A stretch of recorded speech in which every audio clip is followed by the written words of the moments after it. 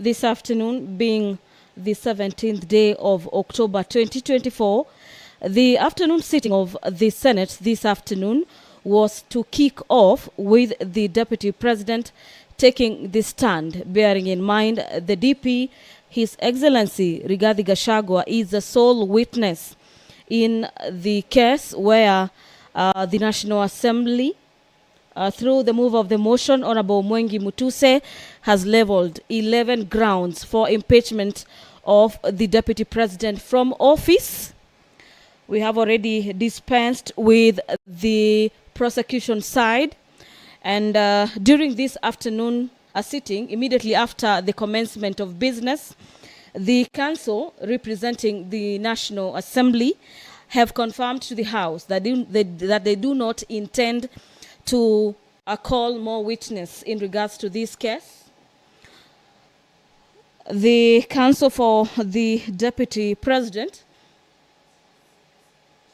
had requested the House through the Speaker that any evidence where the witnesses are not appearing be expunged from the record.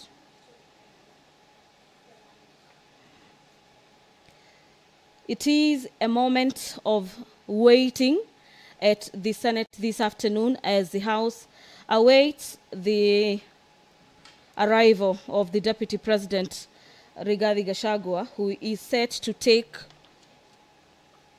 the stand at the Senate this afternoon and prosecute his case through himself as well as his defense, and convince senators why the 11 grounds listed for impeachment should be quashed by the House. Our dear viewers, the motion for the removal by impeachment of His Excellency Rigathi Gachagua, EGH, the Deputy President of the Republic of Kenya, has 11 grounds where the National Assembly is seeking to have the Senate uphold the charges, or at least one of them, to have the Deputy President cease to hold office today. The mover of this motion, Honorable Mwengi Mutuse, who also serves as Kibwezi West lawmaker, has told senators for the better part of yesterday and today that his desire through this motion is that the House finds the Deputy President to have committed the offenses listed in this motion. And this afternoon, the defense of the Deputy President, led by Senior Counsel Lawyer Paul Muite, will be seeking to water down those charges by the evidence that they will be presenting before the Senate this afternoon. And to just take you through probably some of the charges that the Deputy President will be seeking to counter this afternoon is charge number 1 on the gross violation of the Constitution and any other law. This is pursuant to Articles 150, subsection 1BI of the Constitution.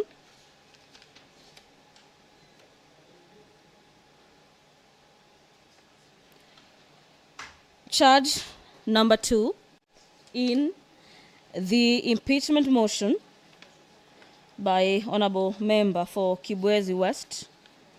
The Honorable Member alleges in his motion that there is gross violation of Articles 147 subsection 1 and 152 subsection 1 of the Constitution, where the Deputy President is being accused of undermining the presidency. Under Article 147 subsection 1 of the Constitution, the Deputy President is the principal assistant of the President and shall deputize the President in the execution of President's function.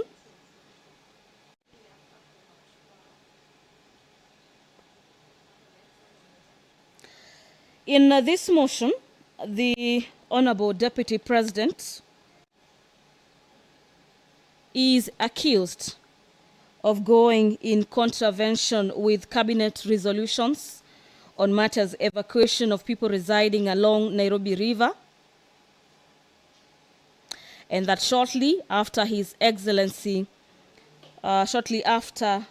being in contravention with the cabinet resolution, the Deputy President made public a statement opposing the Nairobi River riparian execution orders.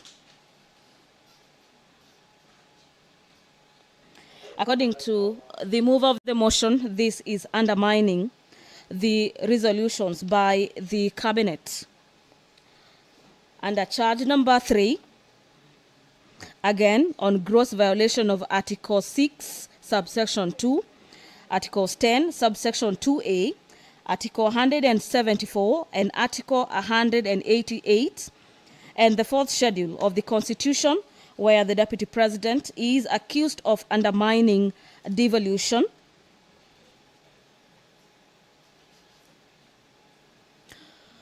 The mover of the motion, in his motion, states that on the 20th of September 2024, His Excellency Rigathi Gachagua, recklessly and mindful of the high calling and dignified status of the office of the Deputy President, unlawfully interfered with the running of the Nairobi County government by holding a public rally in which he incited citizens against lawful directives by the Nairobi City County government on the planning and relocation of markets.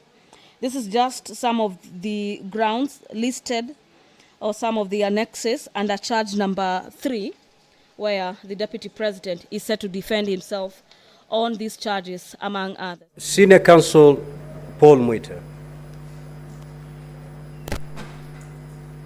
your time started running. Mheshimiwa Speaker, may let me just conclude, Senior. Your time started running at the time I requested you to usher in your witness.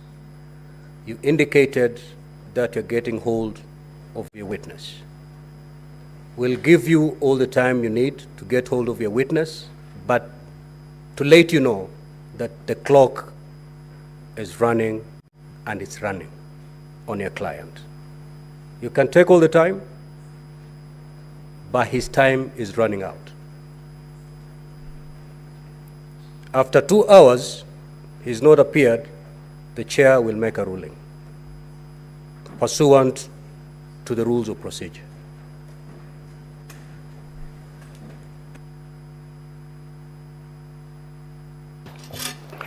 Mheshimiwa Speaker, may I start first and foremost by expressing apologies and regrets that the Deputy President is not here, and by not being here, the inconvenience and delay caused to Mheshimiwa Speaker and to honorable senators.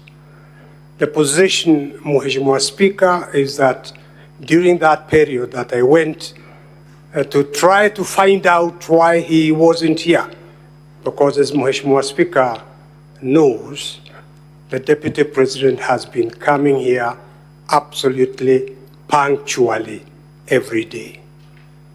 The sad reality is that the Deputy President of the Republic of Kenya has been taken sick, very sick, and as I address Mr. Speaker in this honorable House, senators, he is in hospital, Mheshimiwa Speaker. That is a sad reality.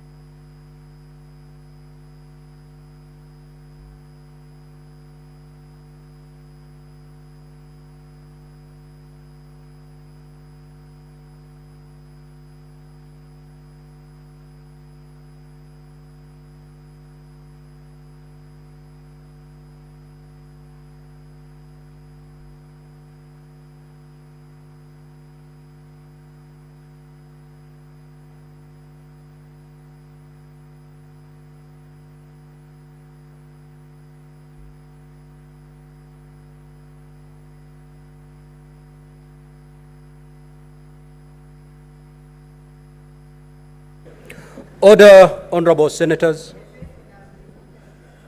Order, honorable senators. Senator Kajwang.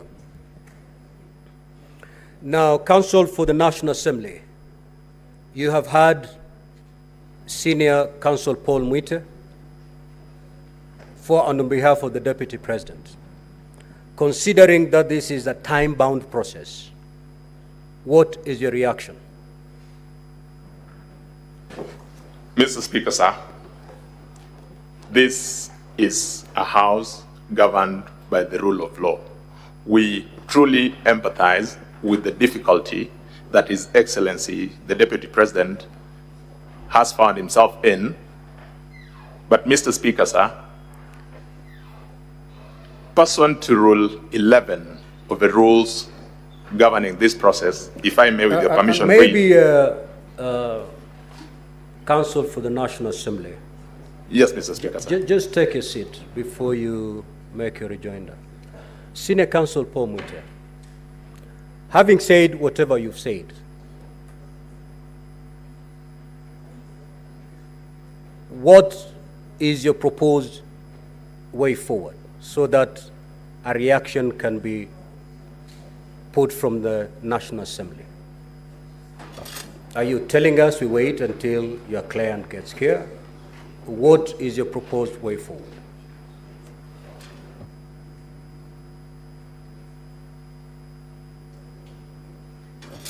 Mheshimiwa Speaker, I have just received this information.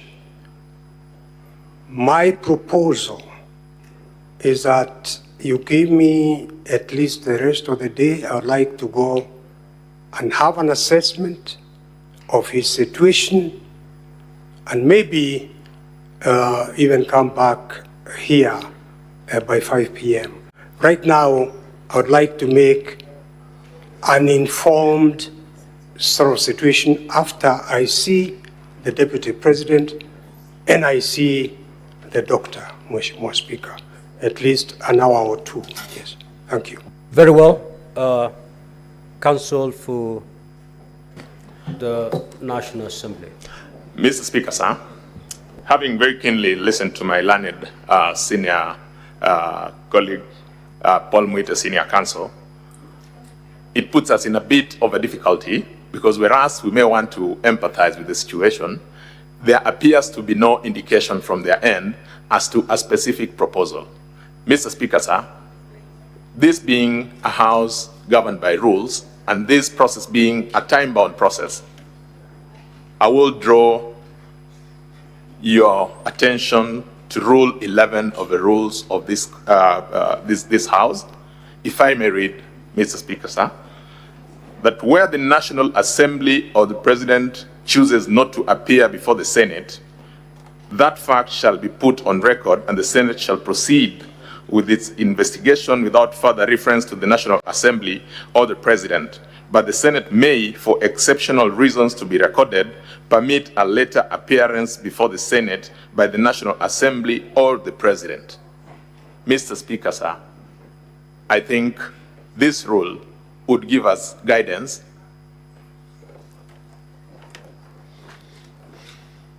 we may proceed. If it becomes necessary, then any additional material may then be availed. This is a time-bound constitutional process, Mr. Speaker, sir. I'm most obliged. Let me pick the wisdom of my wonderful senators before I make my decision on the way forward. Now, I understand that all of you are wise men and women. Speaker, can I just say a word? Yes. I've heard what Senior Counsel Paul Mwite has said, and Mr. Speaker, you have made it quite clear that these proceedings are time-bound. It's not so much about the situation in which His Excellency the Vice President finds himself. It's about the Senate complying with the provisions of the Constitution. that within that time frame, you must make a decision. Reading the standing orders that my learned friend, Mr. Rick Gumbo, has referred to, it would be useful to this House if Senior Counsel Paul Mwite could probably give us a way forward in terms of the time limitations that the Senate has. I'm saying this because we don't want somebody to say that the Deputy President was not given an opportunity to be heard. I think the Senate will want him to be heard. But knowing the time limitation, what suggestions does the Senior Counsel have to ensure that we keep within the time parameters? At the same time, the Deputy President is given his space to defend himself. So we have two sides. We have the minority side and the majority side. I will only allow the two leaders to speak. If you need to consult in the next 1 minute.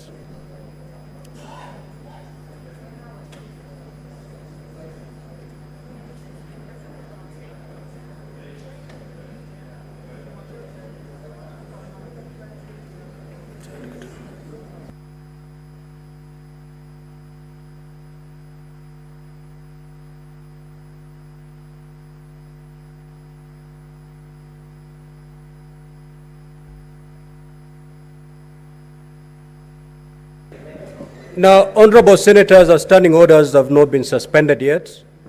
It is only Senator Mazayo and the majority leader who, the rest, take your seat.